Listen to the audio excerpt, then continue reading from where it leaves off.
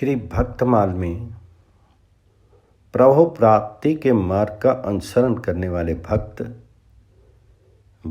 सुधन्मा चंपकपुरी के राजा हंसध्वज बड़े ही धर्मात्मा, प्रजापालक, शूरवीर और भगवत भक्त थे। उनके राज्य की यह विशेषता थी कि राजकुल तथा प्रजा के सभी पुरुष एक पत्नी व्रत का पालन करते थे। जो भगवान जी का भक्त नहीं होता या जो एक पत्नी व्रती ना होता, वह चाहे जितना विद्वान या शूरवीर हो, उसे राज्य में आश्रय नहीं मिलता था। पूरी प्रजा सदाचारी, भगवान जी की भक्त, दान परायण थी। पांडवों का अश्वमेघ यज्ञ का घोड़ा जब चंपकपुरी के पास पहुंचा, तब महाराज हंसध्वज ने सोचा, मैं वृद्ध हो गया, पर अब तक मेरे नेत्र श्री कृष्णचंद्र के दर्शन से सफल नहीं हुए। अब इस घोड़े को रोकने के बहाने मैं युद्धभूमि में जाकर के भगवान पुरुषोत्तम के दर्शन करूंगा। मेरा जन्म उन श्याम सुंदर भुवन मोहन के श्री चरणों के दर्शन से सफल हो जाएगा। घोड़े की रक्षा के लिए गांडीवधारी अर्जुन, प्रद्युम्न आदि महारथियों के साथ उनके पीछे चल रहे थे। यह सबको पता था, किंतु राजा को पार्थ सारथी श्री कृष्णचंद्र के दर्शन करने थे। अश्व पकड़ करके बांध लिया गया। राजगुरु शंख तथा लिखित की आज्ञा से ये घोषणा कर देगी कि अमुक समय तक सब योद्धा रण क्षेत्र में उपस्थित हो जाएं। जो ठीक समय पर नहीं पहुंचेगा, उसे उबलते हुए तेल के कड़ाई में डाल दिया जाएगा। राजा हंसध्वज के 5 पुत्र थे, सुबल, सुरथ, साम, सुदर्शन तथा सुधन्मा। छोटे राजकुमार सुधन्मा अपनी माता के पास आज्ञा लेने पहुंची। वीर माता ने पुत्र को हृदय से लगाया और आदेश दिया, बेटा तो युद्ध में जा और विजयी होकर के लौट, परंतु मेरे पास 4 पैर वाले पशु को मत ले आना। मैं तो मुक्तिदाता हरि को पाना चाहती हूँ। तुम वही कर्म कर जिससे श्री कृष्ण प्रसन्न हो। वे भक्त वत्सल हैं। यदि तू अर्जुन को युद्ध में छका सके तो वे पार्थ की रक्षा के लिए अवश्य आएंगे। वे अपने भक्त को कभी छोड़ नहीं सकते। देख, तुम मेरे दूत को लज्जित मत करना। श्री कृष्ण को देख करके डरना मत। श्री कृष्ण के सामने युद्ध में मरने वाला मरता नहीं, वे तो अपनी 21 पीढ़ियों को तार देता है। युद्ध में लड़ते हुए पुरुषोत्तम के सम्मुख तो यदि वीर गति प्राप्त करेगा तो मुझे सच्ची प्रसन्नता होगी। धन्य माता। सुधन्मा ने माता की आज्ञा स्वीकार की। बहन कुबला से आज्ञा तथा प्रोत्साहन प्राप्त करके वह अपने अंतःपुर में गए। द्वार पर उनकी सती पत्नी प्रभावती पहले से पूजा का थाल सजाए पति की आरती उतारने को खड़ी थी। उसने पति की पूजा करके प्रार्थना की, नाथ आप अर्जुन से संग्राम करने जा रहे हैं। मैं चाहती हूँ कि आपके चले जाने पर एक अंजलि देने वाला पुत्र रहे। सुधन्मा ने पत्नी को समझाना चाहा, पर वह पतिव्रता थी। उसने कहा, मेरे स्वामी, मैं जानती हूँ कि श्री कृष्णचंद्र के समीप जाकर कोई इस संसार में लौटता नहीं है। मैं तो आपकी दासी हूँ। आपकी इच्छा और आपके हित में ही मेरा हित है। मैं आपके इस मंगल प्रस्थान में बाधा नहीं देना चाहती। इस दासी की तो एक तुच्छ प्रार्थना है, आपको वह प्रार्थना पूर्ण करनी चाहिए। अनेक प्रकार से सुधन्मा ने समझाना चाहा, किंतु अंत में प्रभावती को विजय हुई। सती नारी की धर्म सम्मत प्रार्थना वे अस्वीकार नहीं कर सके। वहां से फिर स्नान प्राणायाम करके वे युद्ध के लिए रथ पर बैठे। उधर युद्ध भूमि में महाराज हंसध्वज अपने 4 राजकुमारों के साथ पहुंच गए। सभी शूर एकत्र हो गए, किंतु समय हो जाने पर भी जब सुधन्मा नहीं पहुंचे, तब राजा ने उन्हें पकड़ लाने के लिए कुछ सैनिक भेजे। सैनिकों को सुधन्मा मार्ग में ही मिल गए। पिता के पास पहुंच करके जब उन्होंने विलंब का कारण बताया, तब क्रोध में भर करके महाराज कहने लगे, तो बड़ा मूर्ख है। यदि पुत्र होने से ही सद्गति होती हो तो सभी कुकर शुकर स्वर्ग ही चले जाएं। तेरे धर्म तथा विचार को धिक्कार है। श्री कृष्णचंद्र का नाम सुनकर के भी तेरा मन काम के वश हो गया। ऐसा कामी भगवान से विमुख कुपुत्र का तो तेल में उबल कर ही मरना ठीक है। राजा ने व्यवस्था के लिए प्रोष्टों के पास दूत भेजा। धर्म के मर्मज्ञ, स्मृतियों के रचयिता ऋषि शंख और लिखित बड़े क्रोधी थे। उन्हें दूत से कहा, राजा का मन पुत्र के मोह से धर्म भ्रष्ट हो गया है। जब सबके लिए एक ही आज्ञा थी, तब व्यवस्था पूछने की क्यों आवश्यकता हुई? जो मंद बुद्धि, लोभ, मोह या भय से अपने वचनों का पालन नहीं करता, उसे नरक के दारुण दुख मिलते हैं। हंसध्वज पुत्र के कारण अपने वचनों की आज झूठा करना चाहता है। ऐसे अधर्मी राजा के राज्य में हम नहीं रहना चाहते। इतना कहकर वे दोनों ऋषि चल पड़े। दूत से समाचार पाकर के राजा ने मंत्री को आदेश दिया, सुधन्वा को उबलते तेल के कड़ाई में डाल दो। इतना आदेश देकर वे दोनों प्रोष्टों को मनाने चले गए। मंत्री को बड़ा दुख हुआ, किंतु सुधन्वा ने उन्हें कर्तव्य पालन के लिए दृढ़तापूर्वक समझाया। पिता की आज्ञा का सतपुत्र को पालन करना ही चाहिए, ये उसने निश्चय किया। उसने तुलसी की माला गले में डाली और हाथ जोड़ करके भगवान जी से प्रार्थना की, प्रभु गोविंद मुकुंद, मुझे मरने का कोई भय नहीं है। मैं तो आपके चरणों में देह त्याग करने ही आया था, परंतु मैं आपका प्रत्यक्ष दर्शन नहीं कर सका, यही मुझे दुख है। मैंने आपका तिरस्कार करके बीच में काम की सेवा की, क्या इसलिए आप मेरी रक्षा को अपने अभय हाथ नहीं बढ़ाते? पर मेरे स्वामी, जो लोग कष्ट में पड़ करके भय से व्याकुल होकर के आपकी शरण लेते हैं, उन्हें क्या सुख की प्राप्ति नहीं होती? मैं आपका ध्यान करते हुए शरीर छोड़ रहा हूँ, अतः आपको अवश्य प्राप्त होऊंगा। किंतु लोग कहेंगे कि सुधन्वा वीर होकर भी कड़ाई में जल करके मर गया। मैं तो आपके भक्त अर्जुन के बाणों को अपना शीर भेंट करना चाहता हूँ। आपने अनेक भक्तों की टेक रखी है, अनेकों की इच्छा पूर्ण की है, मेरी भी इच्छा पूर्ण कीजिए। अपने इस चरण आश्रित की टेक भी रखिए। इस अग्निदाह से बचाकर इस शरीर को अपने चरणों में गिरने दीजिए। इस प्रकार प्रार्थना करके है गोविंद हो श्री कृष्ण आदि भगवान नामों को पुकारते हुए सुधन्वा कड़ाई के खोलते तेल में कूद पड़े। एक दिन प्रहलाद के लिए अग्निदेव शीतल हो गए थे। एक दिन ब्रज बालकों के लिए मयूर मुक्ति ने दामन अग्नि को पी लिया था। आज सुधन्वा के लिए खोलता तेल शीतल हो गया।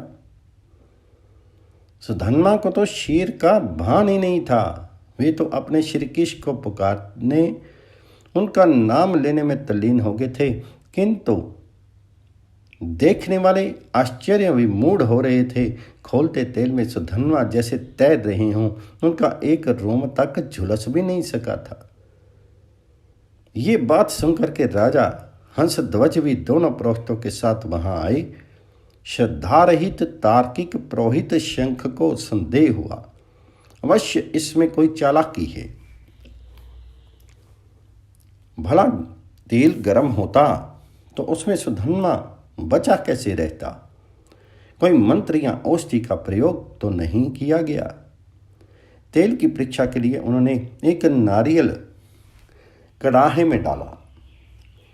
उबलते तेल में पड़ते ही नारियल फूट गया, उसके 2 टुकड़े हो गए और उछल करके वे बड़े जोर से शंख और लिखित के सिर में लगे। अब उनको भगवान जी के महत्व का ज्ञान हुआ। सेकोने से उन्होंने पूछा कि सुधन्वा ने कोई औषधि शीर में लगाई क्या? अथवा उसने किसी मंत्र का जप किया क्या? सेवकों ने बताया कि राजकुमार ने ऐसा कुछ नहीं किया। वे प्रारंभ से भगवान जी का नाम ले रहे थे। अब शंख को अपने अपराध का पता लगा। उन्हें कहा, मुझे धिक्कार है, मैंने भगवान जी के एक सच्चे भक्त पर संदेह किया। प्रायश्चित करके प्राण त्यागने का निश्चय करके शंख मुनि उसी उबलते तेल के कड़ाई में कूद पड़े, किंतु सुधन्वा के प्रभाव से उसके लिए भी तेल शीतल हो गया। मुनि ने सुधन्वा को हृदय से लगा लिया। उन्होंने कहा, कुमार, तुम्हें धन्य है। मैं तो ब्राह्मण होकर शास्त्र पढ़कर भी असाधु हूँ, मूर्ख हूँ मैं। बुद्धिमान और विद्वान तो वही है जो भगवान श्री कृष्ण का स्मरण करता है। तुम्हारे स्पर्श से मेरा ये अधम देह भी आज पवित्र हो गया। तुम जैसे भगवान जी के भक्तों का तो दर्शन ही मनुष्य जीवन की परम सफलता है। राजकुमार, अब तुम इस तेल से निकलो। अपने पिता, भाइयों और सेना को पावन करके मेरा भी उद्धार करो। त्रिलोकी के स्वामी श्री कृष्ण जिनके साथी बनते हैं, उन धनुर्धर अर्जुन को संग्राम में तुम ही संतुष्ट कर सकते हो। मुनि के साथ सुधन्वा कड़ाहे से बाहर आए। राजा हंसध्वज ने अपने भगत भक्त पुत्र का समादर किया और उन्हें आशीर्वाद दिया। पिता की आज्ञा से सुधन्वा सेना नायक हुए। अर्जुन की सेना से उनका संग्राम होने लगा। सुधन्वा के शौर्य के कारण पांडव दल में खलबली मच गई। वृषकेतु पर धुम्मन, कृतवर्मा, सात्यकी आदि वीरों को उस तेजस्वी ने घायल करके पीछे हटाने को विवश कर दिया। अंत में अर्जुन सामने आए। अर्जुन को अपनी शूरता का कुछ दर्प भी था, किंतु सुधन्वा तो केवल श्याम सुंदर के भरोसे युद्ध कर रहे थे। भगवान जी को अपने भक्त का प्रभाव दिखलाना था। बालक सुधन्वा को अपने सामने देकर के पार्थ को बड़ा आश्चर्य हुआ। सुधन्वा ने उससे कहा, विजय, सदा आपके रथ पर श्री कृष्ण चंद्र सारथी के स्थान पर बैठे आपकी रक्षा किया करते थे। इसी से आप सदा विजयी होते रहे। आज आपने अपने उन समर्थ सारथी को कहाँ छोड़ दिया? मेरे साथ युद्ध करने में श्री कृष्ण ने तो आपको नहीं छोड़ दिया। आप अब उन मुकंद से रहित हैं। ऐसी दशा में मुझसे संग्राम कर भी सकेंगे या नहीं? तो सुधन्वा की बातों से अर्जुन क्रुद्ध हो गए। उन्होंने बाण वर्षा आरंभ कर दी, परंतु हंसते हुए सुधन्वा ने उनके बाणों के टुकड़े टुकड़े उड़ा दिए। अर्जुन के दिव्य अस्त्रों को भी राजकुमार ने व्यर्थ कर दिया। स्वयं पार्थ घायल हो गए। उनका सारथी मरकर गिर पड़ा। सुधन्वा ने फिर हंस करके कहा, धनंजय, मैं तो पहले ही कहता था कि अपने सर्वज्ञ सारथी को छोड़ करके आपने अच्छा नहीं किया। आपका सारथी मारा गया। आप मेरे बाणों से घायल हो गए हैं। अब भी शीघ्रता से अपने उस श्याम रूप सारथी का स्मरण कीजिए। अर्जुन ने बाएं हाथ से घोड़ों की डोरी पकड़ी। एक हाथ से युद्ध करते हुए वे भगवान जी को मन ही मन पुकारने लगे। उनके स्मरण करते ही श्री कृष्ण चंद्र प्रकट हो गए। उन्होंने अर्जुन के हाथ से रथ को रश्मि ले ली। सुधन्वा और अर्जुन दोनों ने भगवान जी को प्रणाम किया। सुधन्वा के नेत्र आनंद से खिल उठे। जिसके लिए उसने युद्ध में अर्जुन को छिकाया था, वह कार्य तो अब पूरा हुआ। कमल लोचन श्री कृष्णचंद्र आगे उनके दर्शन करके एक कृतार्थ हो गया। अब उसे भला और क्या चाहिए? उसने अर्जुन को ललकारा, पार्थ, आपके ये सर्वसमर्थ सारथी तो आ गए। अब तो आज मुझ पर विजय पाने के लिए कोई प्रतिज्ञा करें।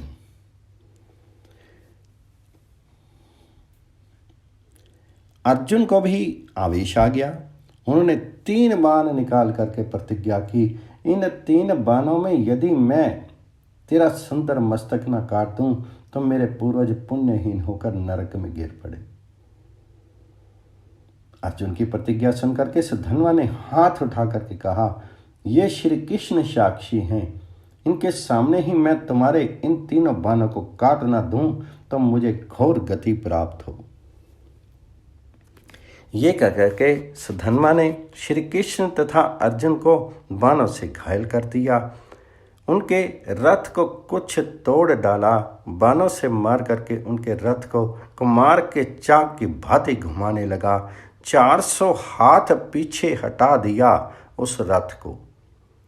भगवान ने कहा, अर्जुन, सुधन्वा बहुत बांका वीर है, मुझसे पूछे बिना प्रतिज्ञा करके तुमने अच्छा नहीं किया। जयद्रथ वध के समय तुम्हारी प्रतिज्ञा ने कितना संकट उपस्थित किया था, ये तुम भूल कैसे गए। सुधन्वा एक पत्नी व्रत के प्रभाव से महान है और इस विषय में हम दोनों पिछड़े हुए हैं। अर्जुन ने कहा, गोविंद आप आगे, फिर मुझे चिंता ही क्या। जब तक आपके हाथ में मेरे रथ की डोरी है मुझे कौन संकट में डाल सकता है। मेरी प्रतिज्ञा अवश्य पूरी होगी। अर्जुन ने एक बाण चढ़ाया। भगवान जी ने अपने गोवर्धन धारण का पुण्य उस बाण को अर्पित किया। बाण छूटा, कालाग्नि के समान वह बाण चला। सुधन्वा ने गोवर्धन धारी श्री कृष्ण का स्मरण करके बाण मारा और अर्जुन का बाण 2 टुकड़े होकर गिर पड़ा। पृथ्वी कांपने लगी, देवता भी आश्चर्य में पड़ गए। भगवान जी की आज्ञा से अर्जुन ने दूसरा बाण चढ़ाया। भक्तवत्सल प्रभु ने उसे अपने बहुत से पुण्य अर्पित किए। सुधन्वा ने श्री कृष्णचंद्र की जय कहकर के अपने बाण से उसे भी काट दिया। अर्जुन उदास हो गए। रणभूमि में हाहाकार मच गया। देवता सुधन्वा की प्रशंसा करने लगे। अब तीसरे बाण को भगवान जी ने अपने राम अवतार का पूरा पुण्य दिया। बाण के पिछले भाग में ब्रह्मा जी को तथा मध्य में काल को प्रतिष्ठित किया। नोक पर वे स्वयं एक रूप से बैठे तो अर्जुन ने वह बाण भगवान जी के आदेश से धनुष पर चढ़ाया। सुधन्वा ने कहा, नाथ आप मेरा वध करने स्वयं बाण में स्थित होकर आ रहे हैं, ये मैं जान गया हूँ। मेरे स्वामी आओ, रणभूमि में मुझे अपने श्री चरणों का आश्रय देकर कृतार्थ करो। अर्जुन तुम्हें धन्य है, साक्षात नारायण तुम्हारे बाण को अपना पुण्य ही नहीं देते, स्वयं बाण में स्थित भी होते हैं। विजय तो तुम्हारी ही है ही, किंतु भूलो मत मैं इन्हीं श्री कृष्ण की कृपा से इस बाण को भी अवश्य काट दूंगा। बाण छूटा। सुधन्वा ने पुकार की, भक्त वत्सल गोविंद की जय, और बाण मार दिया। भक्त के प्रभाव को काल देवता रोक ले, ये संभव नहीं। अर्जुन का बाण बीच में ही कट के 2 टुकड़े हो गया। सुधन्वा की प्रतिज्ञा पूरी हुई। अब अर्जुन का प्रण पूरा होना था। बाण कट गया पर उसका अगला भाग गिरा नहीं। उस आधे बाण ने ही ऊपर उठ करके सुधन्वा का मस्तक काट दिया। मस्तकहीन सुधन्वा के शीर ने पांडव सेना को तैस नैस कर दिया और उसका सिर भगवान जी के चरणों में जाकर के गिरा। श्री कृष्णचंद्र ने गोविंद मुकुंद हरि कहते हुए उस मस्तक को अपने हाथों में उठा लिया। इसी समय परम भक्त सुधन्वा के मुख से एक ज्योति निकली और सबके देखते देखते वह श्री कृष्णचंद्र के मुख में प्रविष्ट हो गई।